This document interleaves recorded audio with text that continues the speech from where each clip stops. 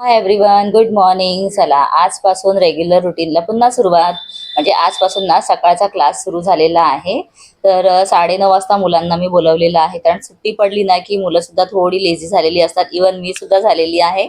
आणि आज जरा लवकरच उठून म्हटलं सगळं आवरून जायचं आहे, म्हणून सगळं झाडलोट वगैरे करून घेतली. आणि त्यानंतर म्हटलं दिवा लावून निघायचं आहे.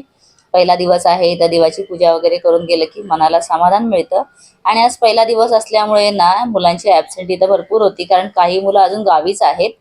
तिथून आल्यानंतर मला इथे 10वीच्या मुलांचे पेपर चेक करायचे होते. म्हणजे पेपर चेक केलेले होते, फक्त थोडा मला पुन्हा चेक करायचे होते. त्यासाठी मी बसलेली. आणि ते झाल्यानंतर ना स्वयंपाक नम्रताने करून घेतलेला होता, म्हणून आधी जेवायला घेतलं.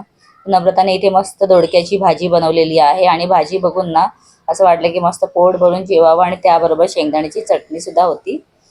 थेट संध्याकाळी शूट करायला घेतलं तर नम्रताने इथे आता कांदा भाजी बनवायला घेतलेली. तर त्यात जरा फ्लेवर चांगला यावा यासाठी मी अख्खे धणे जे आहेत ना ते कुटून त्याच्यामध्ये घातले. छान भजी खाऊन घेतली. भरपूर वेळ ताईशी फोनमध्ये बोलणं झालं, कारण विषयच महत्त्वाचा होता. कारण सुमितचा साखरपुडा आता या महिन्यात आहे. तर बेळगावला आम्हाला सगळ्यांना जायचं आहे. त्याबद्दल काय काय घ्यायचं आहे, करायचं आहे, ते सगळं ना फोनमध्ये आमचं बोलणं चालू होतं.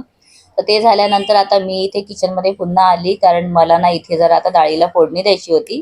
कारण मगाशीच ना बोलता बोलता डाळ वगैरे एकीकडे कुकरला लावलेली, एकीकडे कुकरला भात सुद्धा लावून घेतला. म्हणजे ते सगळं होत राहील तोपर्यंत माझं बोलणं चालू होतं.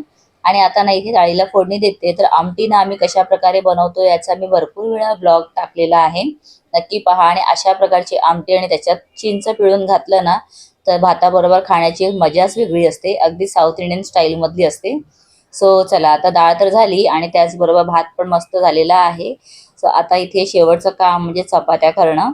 तर फ्रीजमध्ये स्वीट मळून सकाळीच ठेवलेलं होतं, म्हणून ना आता झटपट चपात्या करायला झाल्या. म्हणजे मला जास्त वेळ काही लागला नाही. आणि चपाती शेकायला आज मी कपडा न वापरता उलटनं घेतलेला आहे, कारण ना लास्ट टाइम आता चपाती करत होती त्यावेळेला थोडासा हाताला चटका लागलेला, कारण फुगलेल्या चपातीतून पटकन वाफ येते आणि हाताला चटका लागतो. चला, इथेच माझ्या मिनी ब्लॉगचा शेवट करते आणि भेटते पुन्हा. Bye bye.